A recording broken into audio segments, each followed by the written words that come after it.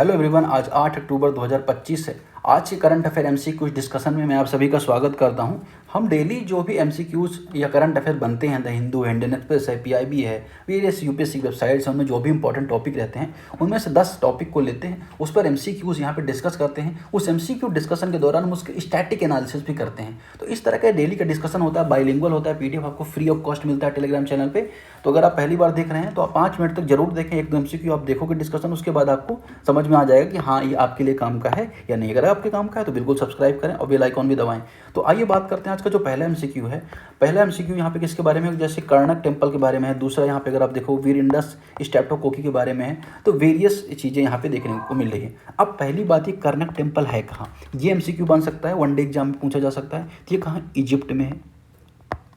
Egypt या मिस्र में है। कहाँ पे? मिस्र में है। अब मिस्र की लोकेशन किसी को पता है? नहीं पता है। अगर आपने अफ्रीका का मैप भी सपोज करो देख रखा है, अफ्रीका के मैप में यहाँ पे आपको पता होगा रेड सी होगा और यहाँ पे स्वेज कैनाल है, स्वेज नहर है। तो ये जो लोकेशन इजिप्ट की है, इजिप्ट की खासियत क्या है कि अगर आप अफ्रीका में बहुत ज़्यादा अगर आप खेती बाड़ी यहाँ पे अच्छी होती है, दूसरी क्योंकि यहाँ पे नाइल रिवर फ्लो करती है, नील नदी यहाँ पे बहती है। ठीक है, तो ये तो हो गया थोड़ा इजिप्ट के बारे में फैक्ट। यहाँ पे एक टेम्पल, यहाँ पे इजिप्ट का पिरामिड के बारे में भी आपने सुना होगा। तो इसका जो कल्चर है या इसके जो हिस्टोरिकल प्रेजेंस है ना, बहुत पुरानी है। जैसे भारत में इंडस वैली सिविलाइजेशन था, तो वहाँ का भी जो एंशिएंट सिविलाइजेशन काफ़ी पुराना है। तो वहाँ पे कर्णक टेम्पल है जो न्यूज़ में था, यूनेस्को हेरिटेज में डिक्लेयर है। अब यही बस तो टेम्पल नहीं है, और भी टेम्पल होंगे तो वो भी हम यहाँ पे बताएंगे। जैसे अगर आपने देखा होगा अंकोर वाट का मंदिर, आपने देखा अंकोर वाट का मंदिर कंबोडिया में है, तो ऐसा माना जाता है विश्व का सबसे बड़ा मंदिर है ना। तो ये यूनेस्को में डिक्लेयर है। इसके अलावा बोराबुदूर मंदिर है इंडोनेशिया में, ये बौद्ध सबसे बड़ा मंदिर है। कौन सा मंदिर? बोराबुदूर। उसी तरह से अगर प्राम्बनन मंदिर इंडोनेशिया में, तो इंडोनेशिया कुछ मंदिर इंपॉर्टेंट है। 2 मंदिर यूनेस्को हेरिटेज साइट में है। कहाँ पे? मिस्र में। एक है कर्णक टेम्पल, दूसरा Laksar LUXOR Laksar temple. 2 temple यहाँ पे यूनेस्को हेरिटेज साइट में डिक्लेयर किए गए हैं। अब जो कर्णक टेम्पल है ना, वो 3 देवता से संबंधित है। एक देवता का नाम अमुन, जैसे भारत में त्रिदेव का कॉन्सेप्ट है ब्रह्मा विष्णु महेश का, वहाँ पे अमुन मठ और खोंसू का कॉन्सेप्ट है। अमुन मठ और खोंसू, तो इनको लेके यहाँ पे एक टेम्पल है। ठीक है, जिसको यूनेस्को ने भी प्रिजर्व करने के लिए और भी कुछ गाइडलाइन जारी की है। तो Karnak temple primarily dedicated to the sun god Ra. तो मैंने आपको बताया किसको डेडिकेटेड है, यहाँ पे त्रिदेव को डेडिकेटेड है यहाँ पे, जैसे अमुन मुट खोंसू। तो पहला स्टेटमेंट इनकरेक्ट हो जाएगा। दूसरा, it was the part of ancient city of Thebes. तो एंशिएंट सिटी जो थेब्स है उसका पार्ट है यहाँ पे। ठीक है, तो एंशिएंट सिटी थेब्स थी यहाँ पे, और थेब्स का जो संबंध कहाँ से है? तो इजिप्ट से है। यह भी आपको यहाँ पे पता चल गया। ठीक है, तीसरा, the construction of the temple complex continue even during the Greco Roman period. तो ग्रीक और रोमन पीरियड था, उस टाइम पे भी इसका डेवलपमेंट का काम चलता रहा, उसके बारे में यहाँ पे बता रहा है। अब कर्णक जो टेम्पल है ये किस नदी के पास होगा? अगर पूछा जाए किस रिवर के साइड में, तो नाइल जो रिवर है, नील नदी के तट पर स्थित है। ठीक है, पूर्वी तट पर है। ठीक है, वहाँ पे थेब्स सिटी हुआ करती थी, वहाँ से संबंधित। ठीक है, ऐसा माना जाता है कि 2055 BC ईसा पूर्व अगर आप देखेंगे इस मंदिर का निर्माण हुआ था। ठीक है, तो वहाँ पे जो रूलर हुआ करते थे रोमेसस सेकंड, उनके टाइम पे से बना था। ठीक है, ये बात आपको यहाँ पे पहली बात थोड़ा सा याद रखनी है। ज़्यादा यहाँ पे रिवर के बारे में पूछा जा सकता है। इस रिवर का संबंध कहाँ से है? आपको बोल दिया कर्णक टेम्पल कहाँ है, तो आपको लगेगा कि तमिलनाडु में, आंध्र प्रदेश में होगी। तो ऐसा बात नहीं, यहाँ पे कर्णक टेम्पल लोकेशन कहाँ है ये इंपॉर्टेंट है। अब बाकी चीज़ें जैसे अंकोर वाट का मंदिर में अगर मैं आपसे पूछूँ तो कहाँ है, और क्या बताओगे? अंकोर वाट का मंदिर कहाँ पे? कंबोडिया में है। इसको भी यूनेस्को हेरिटेज साइट डिक्लेयर किया गया है। ठीक है, मैंने आपको बताया बोरोबुदूर है। भारत के कुछ मंदिर है, जैसे कोणार्क का सूर्य मंदिर है भारत में, कोणार्क का सूर्य मंदिर है, उसको यूनेस्को हेरिटेज से डिक्लेयर किया गया है। हम्पी विरूपाक्ष मंदिर जो विजयनगर साम्राज्य के दौरान बनाया गया था, उसको भी डिक्लेयर किया गया है। क्या? यूनेस्को हेरिटेज साइट भारत में डिक्लेयर किया गया है। तो इस तरह से अगर आप देखोगे बगान टेम्पल म्यांमार में है, उसको हेरिटेज साइट डिक्लेयर किया गया है। तो बहुत सारे ऐसे टेम्पल्स हैं जिनको यूनेस्को हेरिटेज साइट डिक्लेयर किया गया है। अब जैसे अगर आप देखोगे, ये मैं इसलिए बता रहा हूँ कि अगर आप यहाँ पे देखें तो प्राम्बनन एक टेम्पल है। कहाँ पे? जैसे यहाँ पे इजिप्ट में ये टेम्पल था कर्णक, वैसे प्राम्बनन टेम्पल है कहाँ पे? इंडोनेशिया में। ये ब्रह्मा विष्णु महेश त्रिदेव को समर्पित है। तो उस तरह से अगर आप देखें तो प्राम्बनन टेम्पल हिंदू धर्म का है, ये भी इंपॉर्टेंट है। और बोरोबुदूर बौद्ध धर्म का है, और अंकोर वाट मंदिर भी हिंदू धर्म का है। तो ये कुछ टेम्पल्स यूनेस्को में इंपॉर्टेंट है, कभी भी आ सकता है लोकेशन इनकी। ये चीज़ आपको यहाँ पे याद रखनी है। पहला स्टेटमेंट इनकरेक्ट है तो पहला वाला आप हटा दो। ठीक है, दूसरा तीसरा में कौन सा करेक्ट है, तो आप बताएंगे यहाँ पे कि दूसरा तीसरा करेक्ट कौन सा हो जाएगा? बी। यहाँ पे 2 और 3 यहाँ पे करेक्ट हो जाएंगे। ठीक है, ये चीज़ हमने यहाँ पे देखी। दूसरा एमसीक्यू यहाँ पे देखेंगे आप। अब देखिए, शायद मैंने आपको ये बताना रह गया कि आखिर यूनेस्को में मंदिर कैसे या कोई भी साइट को यूनेस्को हेरिटेज साइट कैसे डिक्लेयर किया जाता है। तो पहले क्या किया जाता है, अगर आप देखो नेशनल लेवल पर आइडेंटिफाई किया जाता है। सपोज करिए आपकी सरकार है, आपकी सरकार आइडेंटिफाई करेगी कोई 3 टाइप के स्थल होना चाहिए। तो कल्चरल होना चाहिए, सांस्कृतिक होना चाहिए, या नेचुरल होना चाहिए, या मिक्स होना चाहिए, कल्चरल और साइंस का मिक्स होना चाहिए। जैसे कंचनजंगा है, भारत में यूनिटेड हेरिटेज साइट है। कहाँ पे कंचनजंगा? सिक्किम में। ये नॉर्थ ईस्ट का लोकेशन तो यहाँ पे है, तो सिक्किम में है, तो वो मिक्स हेरिटेज साइट है। तो क्या सबसे पहले नेशनल लेवल पर आइडेंटिफाई किया जाएगा और उसे किस लिस्ट में डाला जाएगा? टेंटेटिव लिस्ट में डाला जाएगा। टेंटेटिव लिस्ट में डाला जाएगा, तो ऐसे कभी आप न्यूज़ सुनते होंगे, इसे टेंटेटिव लिस्ट में डाला गया। टेंटेटिव लिस्ट के बाद वहाँ पे एक कमेटी होती है जिसको बोला जाता है ICOMOS, ठीक है, MOS, आइकोमॉस करके कमेटी होती है, ठीक है। और IUCN भी के लोग में मेंबर होते हैं, क्योंकि नेचुरल साइट्स भी यहाँ पे डाली जाती हैं। जैसे मान के चले कोई नेशनल पार्क हो गया, जैसे नीलगिरी भी यूनेस्को में भारत में डाला गया है, ठीक है। तो इस तरह से IUCN की और यूनेस्को की आइकोमॉस, ये दोनों डिक्लेयर करते हैं, डिसाइड करते हैं। 21 मेंबर की कमेटी बनती है, इसको वर्ल्ड हेरिटेज कमेटी बोला जाता है। वो फिर तय करते हैं किसको यहाँ पे साइट में डालना है, नहीं डालना है, ठीक है। ये मैंने आपको बता दी। कल्चरल में जो मंदिर होते हैं, स्मारक होते हैं, सिटीज़ को भी डाला जाता है कल्चरल में, जैसे जयपुर को डाला गया है। फिर नेचुरल में जंगल, पर्वत, पेड़ पौधे, राष्ट्रीय पेड़ पौधे नहीं, बेसिकली नेशनल पार्क, इन सबको डाला जाता है। और मिक्स में दोनों को ही डाला जाता है। तो ये क्या प्रोसेस होती है वो हमने यहाँ पर देख लिया। दूसरा MCQ यहाँ पे चर्चा में था विरिंडन स्टेट ऑफ कॉपी के बारे में। अब क्या हुआ है कि अभी फिनलैंड में, कहाँ पे? फिनलैंड कहाँ है आपको पता होना चाहिए। फिनलैंड, अगर आपने ये लोकेशन देख रही है यूरोप की, इस लोकेशन में जो नॉर्डिक कंट्रीज है वहाँ पे नॉर्वे, स्वीडन, फिनलैंड 3 कंट्रीज आते हैं। तो फिनलैंड में क्या हुआ कि एक स्टडी हुई जिसमें पता चला कि 121 लोगों की जो अचानक से हार्ट अटैक से मौत हुई थी उनके बारे में स्टडी की गई। तो उनमें ये पाएगा कि एक बैक्टीरिया है वो 42% लोगों में है, विरांडास स्ट्रेप्टोकोकी पाया गया, ठीक है ना। ऐसा माना जाता है कि माउथ ओरल बैक्टीरिया है, मुख के द्वारा क्या शरीर में जाता है और वो क्या करता है, बायोफिल्म बनाता है। इसकी इमेज आपको टेलीग्राम चैनल में मिलेगी। जैसे मान के चलिए बैक्टीरिया है, ठीक है ना, उसके चारों ओर बायोफिल्म बन गई। तो ये क्या करेगी, बैक्टीरिया को सुरक्षित रखेगी, एक परत बन जाएगी, चिकनी परत बन जाएगी जो बैक्टीरिया को सुरक्षित रखेगी। लंबे समय तक बैक्टीरिया उसके अंदर बना रहेगा। बाद में जैसे ही अगर आप देखोगे, जैसे कोई टिश्यू हमारा डैमेज होता है या बायोफिल्म जैसे ये टूट जाती है, तो बैक्टीरिया अचानक से अटैक कर देते हैं। और जब अचानक से अटैक कर देते हैं तो जो हमारी धमनीज होती हैं, जिनसे रक्त, जो ब्लड हमारा फ्लो होता है, उनमें क्या हो जाते हैं, ये अचानक से स्वेलिंग पैदा कर देते हैं। और स्वेलिंग की वजह से अगर आप देखोगे फिर बाद में वो हार्ट अटैक का भी कारण बनता है। तो ये यहाँ पे न्यूज़ में था। अब 42% लोगों में पाएगा, तो कहीं ना कहीं चर्चा कारण बन गया। तो ये किससे संबंधित है? जो हार्ट के जो रोग होते हैं, हृदय के या बल्ब के, इससे संबंधित है। तो viridans streptococci, it is the group of gram positive cocci commonly found in the oral cavity के द्वारा पाया जाता है। ये ग्राम पॉजिटिव कोकी होता है। दूसरा, it is major cause of infective endocarditis specially patient with damage heart. ये जो संक्रामक होते हैं, यह हृदय शोध एक प्रमुख कारण होता है, विशेष रूप से क्षतिग्रस्त हृदय वाले रोगियों में। तीसरा, it produce endotoxin that directly dissolve atherosclerosis. ये एंडोटॉक्सिन उत्पन्न करता है जिससे एथेरोस्क्लेरोटिक प्लेक को सीधे घोल देता है। मतलब कि अगर आप बात करें तो इन तीनों स्टेटमेंट आपको सही कौन सा स्टेटमेंट हो जाएगा? 2 पहला और दूसरा यहाँ पे सही स्टेटमेंट हो जाएंगे, ठीक है। तीसरा स्टेटमेंट जो यहाँ पे इनकरेक्ट हो जाएगा। सही आंसर क्या हो जाएगा? ए हो जाएगा। अब ये करता क्या है, बायोफिल्म क्या होती है, सारी बातें हमने यहाँ पे देख ली। अब अगर आप बात करें हार्ट अटैक का कारण है, तो ये भी आपको यहाँ पे याद रखना। तो बेसिकली ज़्यादा डिटेल तो नहीं पूछी जाएगी, लेकिन है क्या, बैक्टीरिया है, वायरस है, क्या है, इस तरह की डिटेल आपसे पूछी जा सकती है। इतना डिस्कशन करने का मतलब ये है, कहाँ पाएगा ये भी आपको पता होना चाहिए। दूसरी बात ये है कि बैक्टीरिया वायरस क्या है, ये भी आपको पता होना चाहिए। तीसरा MCQ यहाँ पे बात कर रहे हैं मिगला पास के बारे में। अब मिगला पास न्यूज़ में था, अभी क्या हुआ कि प्रोजेक्ट हिमांक एक है भारत सरकार का, प्रोजेक्ट हिमांक क्या करता है? तो प्रोजेक्ट हिमांक के बारे में एक परियोजना शुरू की गई थी, किसमें? 1985 में लेह में परियोजना शुरू की। इसका पर्पज़ क्या था कि बॉर्डर में रोड कनेक्टिविटी को बढ़ावा देना, ये यहाँ पे काम था। तो जो संपूर्ण रिस्पॉन्सिबिलिटी है यहाँ पर, जो खासतौर पर हाई एल्टीट्यूड एरिया है वहाँ पर कनेक्टिविटी हो, डेवलपमेंट हो, यहाँ पे सरकार का प्रोजेक्ट था प्रोजेक्ट हिमांक। उसको लेके यहाँ पे चर्चा में थी कि प्रोजेक्ट हिमांक ने लद्दाख में, अगर आप देखें सी सरफेस के लगभग 20,000 फीट ऊपर मिगला पास में दुनिया की सबसे ऊंची और मोटर रोड सड़क बनाई है। मतलब कि सबसे ऊंची दुनिया की सड़क यहाँ पे बनी मिगला पास में, इस वजह से यहाँ पे चर्चा में था। तो Migla pass located in Changthang plateau in Ladakh, Changthang पठार में है लद्दाख में। दूसरा, it connect Hanle to Demchok through second high motorable road to world. यह दुनिया की दूसरी सबसे ऊंची मोटर रोड सड़क है, हानले को देमचौक से कनेक्ट करती है।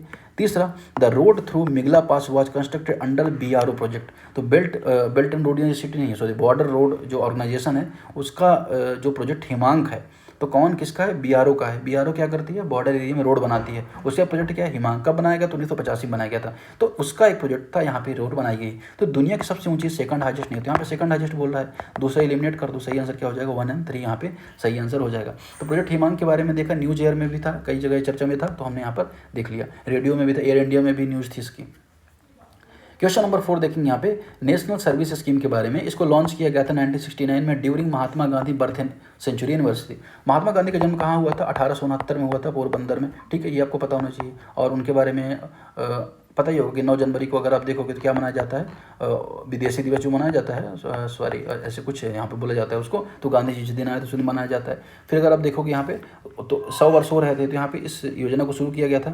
The my Bharat NSS award are given to recognise excellence in industry innovation by youth.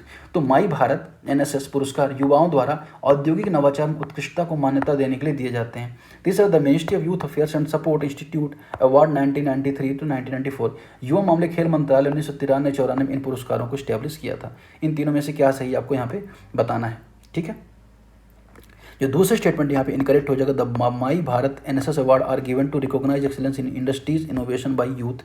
तो यहाँ पे ये स्टेटमेंट यहाँ पे इनकरेक्ट हो जाएगा। अब इसके बारे में हम पूरा अभी देख ही लेंगे। यहाँ पे अभी क्या हुआ कि राष्ट्रपति भवन में 2022-23 के लिए अवार्ड दिया गया, राष्ट्रीय जो ये है ना नेशनल सर्विस स्कीम अवार्ड। अब इसको स्टैब्लिश कब किया गया था आपको मैं बताऊँ, तो इसको स्टैब्लिश किया गया था 1993 से 1994 में इसको स्टैब्लिश किया गया था। अवार्ड को वाला काम, योजना तो शुरू की गई थी पहले, लेकिन अवार्ड अगर आप देखोगे तो 1993-94 में शुरू किया गया था। इसका पर्पज़ क्या था कि जो भी कम्युनिटी डेवलपमेंट है, नेशनल डेवलपमेंट में जो यूथ हैं, अगर कोई ऐसा कंट्रीब्यूशन कर रहे हैं तो उनको ये अवार्ड दिया जाए, ये यहाँ पे इसका पर्पज़ था। ठीक है, अब जो बात रही स्कीम के बारे में, तो स्कीम के बारे में पहले स्टेटमेंट यहाँ पे करेक्ट बता रहा है कि इस स्कीम को 1969 में स्टैब्लिश किया गया था गांधी जी की, जिसका पर्पज़ यही था कि कम्युनिटी डेवलपमेंट में यूथ का जो इंकरेजमेंट है इसको यहाँ पे बढ़ावा देना, ये यहाँ पे पर्पज़ था। अब अगर आप देखें राष्ट्रपति द्वारा ये पुरस्कार दिया गया, तो पहला और तीसरा यहाँ पे सही है। राष्ट्रपति और बहुत सारे पुरस्कार देते हैं, जैसे देखिए अलग अलग पुरस्कार होते हैं, कैटेगरी इनकी अलग अलग होती है। जैसे सिविलियन अवार्ड होता है, तो सिविलियन अवार्ड किसको दिया? जिसमें क्या क्या आता है? भारत रत्न हो गया, पद्म भूषण हो गया, पद्मश्री हो गया, तो ये सिविलियन अवार्ड होते हैं। अब इन सबको कब स्टैब्लिश किया गया? तो 1954 में अगर आप देखिए इन सबकी शुरुआत हुई थी 2 जनवरी 1954 को सिविलियन अवार्ड की। फिर अगर आप देखो कुछ और अवार्ड दिए जाते हैं, जैसे स्पोर्ट्स अवार्ड हो गया, वो भी राष्ट्रपति द्वारा दिए जाते हैं। स्पोर्ट्स अवार्ड में 3 मेजर अवार्ड होते हैं, जैसे राजीव गांधी खेल रत्न पुरस्कार होगा, जिसके बारे में आपको पता होगा। दूसरा अर्जुन अवार्ड होगा, ये भी राष्ट्रपति द्वारा दिया जाता है। तीसरा ध्यानचंद पुरस्कार है, यह भी राष्ट्रपति द्वारा दिया जाता है। तो राजीव गांधी पुरस्कार 1991 से शुरू किया गया है। ठीक है, उसके अलावा अगर आप देखोगे तो ध्यानचंद पुरस्कार 2002 से शुरू किया गया है। अर्जुन पुरस्कार 1961 से शुरू किया गया है, तो यह भी कई बार पूछा जाता है। तो ये हो गया क्या कि मतलब कि खेल के पुरस्कार हो गए। फिर कुछ युवा पुरस्कार हो, जैसे कोई यूथ है, जैसे मैंने कंट्रीब्यूशन किया कुछ, तो उसके लिए मुझे NSS मिल सकता है, जो यहाँ पे अभी अवार्ड मिला है रिसेंट में। फिर एजुकेशन को लेके भी है, साहित्य अकादमी पुरस्कार भी 1954 से शुरू हुआ था। ठीक है, फिर इसके अलावा सरस्वती सम्मान भी 1959 से शुरू हुआ है, जो के बिरला ग्रुप के द्वारा हालांकि दिया जाता है। तो यहाँ पर अगर देखोगे, फिर इसके अलावा मिलिट्री का पुरस्कार है, जो महावीर चक्र, परमवीर चक्र, वीर चक्र, शौर्य चक्र, इन सबको स्टैब्लिश किया गया था। इन सबको भी राष्ट्रपति के द्वारा दिया जाता है डिफेंस रिलेटेड। तो ये सारे अवार्ड हमने यहाँ पर थोड़ा सा देख लिया, न्यूज़ में तो NSS था, लेकिन राष्ट्रपति क्या क्या अवार्ड देते सब हमने यहाँ पे देख लिया। क्वेश्चन नंबर 5 देखेंगे यहाँ पे, consider the following statements. Bhavani river के बारे में। भवानी रिवर ओरिजिनेट होती है in the western Ghats of Kerala, तो जो पश्चिमी घाट है वहाँ से निकलती है। दूसरा, it is the largest tributary of Kaveri, flow only with Tamil Nadu. यह कावेरी नदी की सबसे बड़ी सहायक नदी है, केवल तमिलनाडु में ही बहती है भवानी रिवर। तीसरा, the Bhavani Sagar Kodiveri dam are constructed on the river. Bhavani Sagar और कोडीवरी बांध इसमें बनाए गए हैं। अब इन तीनों में से कौन सा स्टेटमेंट आपको यहाँ पे बताना है। अब यहाँ पे बोला यहाँ से कहाँ ओरिजिनेट हो रही है, यहाँ पे वेस्टर्न घाट केरला में ओरिजिनेट, गलत है। यहाँ पे तमिलनाडु में ओरिजिनेट होती है। कहाँ पे होती है? तमिलनाडु में। दूसरा क्या है? It is largest tributary of Kaveri river, ये यहाँ पे बोल रहा है, तो ये क्या करेक्ट है? यहाँ पे ये भी इनकरेक्ट है। अगर आप देखें, सॉरी ये वाला करेक्ट है। ये यहाँ पे जो बोला लार्जेस्ट ट्रिब्यूटरी है ना, ये वर्ड यहाँ पे इनकरेक्ट है। कावेरी की तो ट्रिब्यूटरी है, लेकिन लार्जेस्ट ट्रिब्यूटरी उसकी नहीं है। ठीक है, तो इसका सही आंसर क्या हो जाएगा? 3 ओनली इसका यहाँ पे सही आंसर हो जाएगा। अब ये कौन कौन से राज्य से गुजरती है? तमिलनाडु में गुजरती है और केरल में भी जाती है। तमिलनाडु की सेकंड लार्जेस्ट रिवर है। ठीक है, इसका उद्गम कहाँ पे हुआ? तो तमिलनाडु का तिरुपुर जिला है भवानी रिवर। तिरुपुर जिला में नीलगिरी पहाड़ियों में इसका इमरजेंस होता है, मतलब उदय ओरिजिनेट होती है। ठीक है, अब ये साइलेंट वैली जो नेशनल पार्क है वहाँ से भी गुजरती है, ये भी आपको यहाँ पे याद रखना है। अगर देखें टोटल इसकी लेंथ 217 किलोमीटर, 12मासी नदी है, यह भी पता होना चाहिए। और ज़्यादा बेसमेंट एरियाज का 87% तमिलनाडु में ही है। ठीक है, तो नदी का 90% जो भाग है केरल में, तमिलनाडु में ही बहता है, ये आपको यहाँ पे याद रखना है। ठीक, और भवानी कोडीवरी डैम भी इसमें है। तो इतना तो इसके बारे में पूछा जा सकता है। बाकी केरल में और बहुत सारी रिवर हैं, जैसे पेरियार रिवर के बारे में आपने सुना होगा। पेरियार रिवर 244 किलोमीटर उसकी लंबाई है, एर्नाकुलम से बहती है, ठीक है। मल्लापुझा मीना इसकी ट्रिब्यूटरी है। मल्लापुझा किसकी ट्रिब्यूटरी? पेरियार की ट्रिब्यूटरी है। और केरल की सबसे लंबी नदी कौन सी? पेरियार है। फिर दूसरी इंपॉर्टेंट रिवर है केरल में ही, भरतपुझा रिवर। तो भरतपुझा रिवर भी अगर आप देखोगे 209 किलोमीटर की लंबाई है। कितनी है? 209 किलोमीटर है। यह भी साउथ केरला की इंपॉर्टेंट रिवर है। इसके अलावा 3 और इंपॉर्टेंट रिवर है साउथ केरला में। एक केरला में कावेरी रिवर है। कावेरी आपको पता होना चाहिए, नीलगिरी पहाड़ी से निकलती है, 217 किलोमीटर इसकी लेंथ है कावेरी रिवर के, ठीक है। ये इंपॉर्टेंट हो जाए। फिर चौथा एक इंपॉर्टेंट रिवर आपको मिलेगी काली रिवर। काली रिवर भी अगर आप देखोगे तो यहाँ पे कहाँ 128 किलोमीटर है। यह भी अगर आपको यहीं मिलेगी, कहाँ पे? केरला मिलेगी। और एक और इंपॉर्टेंट रिवर है कपाट रिवर, चलियार रिवर जिसको बोले, कपट है चलियार रिवर जिसको बोला जाता है कपट रिवर बोला जाता है। तो 5 नदी, पेरियार, भरतपुझा, कावेरी, काली और कपट, ये 5 जो रिवर हैं ये कहाँ पे है? इंपॉर्टेंट है, यहाँ पे केरला में इंपॉर्टेंट है। अब इनमें बहुत सारे डैम्स भी बने हैं, जैसे मल्लापुझा डैम बना, इंपॉर्टेंट है। फिर अगर आप देखो इडुक्की पेरियार रिवर पर बना, ये भी इंपॉर्टेंट है। कवाड़ी बैंड वहाँ पे बना, वो भी इंपॉर्टेंट है। तो इस तरह से कुछ डैम्स भी वहाँ पे हैं, इंपॉर्टेंट है। वेस्टर्न घाट्स का अगर हम देखें तो एरिया लगभग मुझे लगता है कि 1600 किलोमीटर के आसपास अगर आप देखें तो महाराष्ट्र इसका गुजरात से बेसिकली शुरू होता है। ये भारत का मैप है तो गुजरात है, उसके बाद गोवा है, महाराष्ट्र है, कर्नाटक, केरला, तमिलनाडु, इस एरिया में अगर आप देखो वेस्टर्न घाट्स का विस्तार आपको देखने को मिलता है। अब वेस्टर्न घाट में अगर आपको देखो नीलगिरी बायोस्फीयर रिजर्व है, नीलगिरी नेशनल पार्क है, तो बहुत सारे साइट्स हैं जो हमने कल भी देखी थी एमसीक्यू में। कल एमसीक्यू अगर आप देखेंगे तो उसमें वेस्टर्न घाट्स के बारे में काफ़ी डिटेल से बताया गया है। अगला एमसीक्यू जल जीवन मिशन के बारे में है। तो जल जीवन मिशन क्या है बेसिकली अगर आप देखोगे तो 15 अगस्त की बात है, 15 अगस्त 2019 को। 15 अगस्त 2019 को सरकार ने एक योजना शुरू की जिसे बोला गया जल जीवन मिशन। इसमें पर्पज ये था कि हर घर जल पहुंचाना, ठीक है, ये सरकार का पर्पज था। अब कौन शुरू किया? जल शक्ति मंत्रालय के अंतर्गत इसे काम दिया गया सारा। हर घर में ग्रामीण स्तर पर नल का जल कनेक्शन देना यहाँ पे काम था। साथ ही कम्युनिटी पार्टिसिपेशन करना, वाटर कंजर्वेशन, वुमेन एम्पावरमेंट, ये सारा काम भी यहाँ पे इसके अंतर्गत शामिल किया गया। तो कब शुरू किया गया ये आपको पता होना चाहिए। अभी क्या हुआ कि Jal Jeevan mission aim to provide functional household tap connection FSTC to every rural household 2024 तक यहाँ पे टारगेट था कि सभी को कनेक्शन देना है। The scheme follow top down implement model led entirely by the centre. यह योजना पूरी तरह से केंद्र द्वारा है और टॉप टू डाउन है। टॉप टू डाउन मतलब क्या? ऊपर लेवल पर डिसीजन लिए जाते हैं फिर नीचे वो पहुंचता है, ये नहीं है। बॉटम अप अप्रोच है इसकी, मतलब नीचे पहले देखी जाएगी डिमांड क्या है, उसके बाद डिसीजन लिए जाते हैं। तो दूसरा स्टेटमेंट यहाँ पे इनकरेक्ट हो जाएगा। It promote grey water management source sustainable measures. अब 3 टाइप का वाटर होता है, white water, grey water, clean water. White water मतलब कि नॉर्मल पानी, फ्रेश वाटर होता है जो हम पीने के लिए यूज़ करते हैं। ग्रे वाटर जैसे बाथरूम वगैरह में जो कपड़ा धोने में यूज़ होता है और उसका जो पानी निकलता है उसे ग्रे वाटर बोला जाता है। तीसरा होता है ब्लैक वाटर, जो टॉयलेट का पानी होता है वो ब्लैक वाटर कहलाता है। तो जो ग्रे वाटर है जो कपड़ा वगैरह साफ करने के बाद निकलता है उसको मैनेज करने के लिए भी इसके अंतर्गत काम किया जाता है, ये यहाँ पे कहना चाह रहा है। ये बात एकदम करेक्ट है। पहला तीसरा यहाँ पे करेक्ट हो जाएगा। सही आंसर क्या हो जाएगा? ओनली 1। आगे बढ़ें। अब देखिए थोड़ा फंडिंग भी देख लीजिए। तो इसका अगर आप देखो तो जो नॉर्मल स्टेट हैं या 50-50 की फंडिंग होती है, तो केंद्र प्रायोजित योजना है, सेंटर सेक्टर स्कीम है। हिमालय जो स्टेट है वहाँ पे 90:10 का रेशियो रहेगा और यूटीज़ में अगर आप देखो 100% यहाँ पे केंद्र सरकार फंड करेगी। ये बात यहाँ पे आपको याद रखनी है। क्वेश्चन नंबर 7 देखेंगे। Consider the following statements. The new start treaty was sign between the US and China. US और चाइना के बीच में न्यू स्टार्ट ट्रीटी हुई थी, ये बात है। यही बात यहाँ पे इनकरेक्ट हो जाती है भाई, यूएसए और रूस के बीच हुई थी न्यू स्टार्ट ट्रीटी। तो 2010 में अगर आप देखोगे ये ट्रीटी हुई थी। 2010 में जो ट्रीटी हुई इसका पर्पज़ क्या था कि जो भी न्यूक्लियर साइट्स बनी हैं या न्यूक्लियर वेपन्स इतने ज़्यादा बना रखे हैं भाई, 5-5, 8-8 हज़ार न्यूक्लियर बम इन्होंने बना रखे हैं, तो इसको क्या करना, लिमिटेड करना यहाँ पे और आपस में जानकारी भी साझा करना, यह ट्रीटी का पर्पज़ था। तो पहला इलिमिनेट कर दो, 2 और 3 यहाँ पे आ जाएंगे। It limit the number of deployment strategic nuclear warhead for both signatory. तो दोनों क्या करेंगे, यूएस और यूएसआर, सोवियत रूस, अगर सोवियत रूस बेसिकली रसिया, ये क्या करेंगे, न्यूक्लियर वॉरहेड्स की संख्या कम करेंगे। ये यहाँ पे पर्पस था। दूसरा सही है। It replace 2002 strategic offensive reduce treaty short. तो शॉर्ट ट्रीटी हुआ करती थी उसको क्या करेगा, ये रिप्लेस करेगा। ये बात यहाँ पे एकदम करेक्ट है। शॉर्ट ट्रीटी हुआ करती थी उसको यहाँ पे रिप्लेस करेगा, ठीक है। अब अभी क्या हुआ कि जो ट्रीटी स्टार्ट है उसको बढ़ा के 2026 कर दिया गया है। तो 2026 तक ये भी ट्रीटी दोनों के बीच में, किसके बीच, अमेरिका के बीच और रूस के बीच। तो 2 और 3 यहाँ पे सही आंसर हो जाएगा, ठीक है। 2-3 सही आंसर हो जाएगा। हाँ, पहले एलिमिनेट कर दिया हमने यहाँ पे, ठीक है। तो 2 और 3 में से 2-3 यहाँ पे सही आंसर हो जाएगा। क्वेश्चन नंबर 8 या लास्ट क्वेश्चन देखेंगे यहाँ पे काला सागर के बारे में। काला सागर, कैस्पियन सागर बहुत इंपॉर्टेंट होता है। कैस्पियन सागर के बारे में आपने पता होगा, कितार के बारे में आपने सुना होगा। कजाकिस्तान, ईरान, तुर्कमेनिस्तान, अजरबैजान, रसिया, 5 देशों से घिरा हुआ कैस्पियन सागर है। तो वो झील लेकिन उसको सागर बोला जाता है। उसी तरह से काला सागर है। काला सागर जस्ट वहीं बगल में आपको देखने को मिलेगा। अब काला सागर का जो बॉर्डर है वो डिफिकल्ट हो जाता है जानना। क्यों? क्योंकि उसकी बॉर्डर लगता है किससे, बुल्गारिया से। उसका बॉर्डर लगता है किससे, रोमानिया से। उसका बॉर्डर लगता है जॉर्जिया से। उसका बॉर्डर लगता है तुर्की से। तो बुल्गारिया है ना, रोमानिया, यूक्रेन और रूस भी, यूक्रेन और रूस। तो यूक्रेन रूस तो आपको पता है, याद ही हो जाएगा क्योंकि आपने 50 बार मैप देख रखा होगा यूक्रेन और रशिया के बीच जो कॉन्फ्लिक्ट हुआ। लेकिन बुल्गारिया, रोमानिया, जॉर्जिया और तुर्की, इन चारों को भी आपको यहाँ पे याद रखना है, ठीक है। ये बात आप यहाँ पे याद रखेंगे। अब जो काला सागर है, जैसे ये काला सागर है, वो कनेक्ट होता है किससे, बॉस्फोरस जो स्टेट है उससे कनेक्ट होता है, तो मरमरा सागर को लिंक करता है। फिर मरमरा सागर से लिंक एजियन सागर, भूमध्य सागर तक आ जाती है, ठीक है। कर्च स्टेट भी है जो सागर के पास है इसके।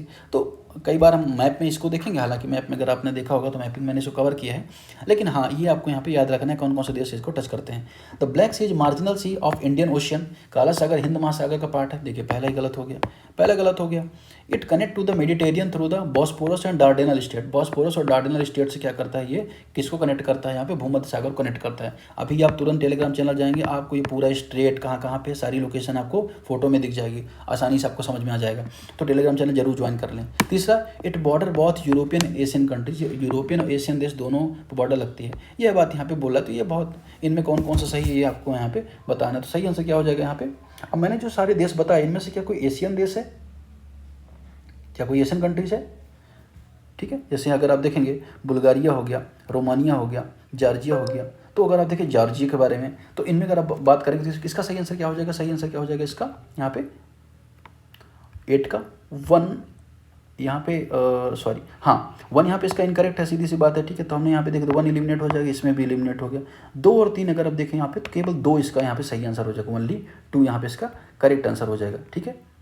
तो आज के डिस्कशन फिलहाल इतना ही, मिलते हैं। Thank you very much for discussion.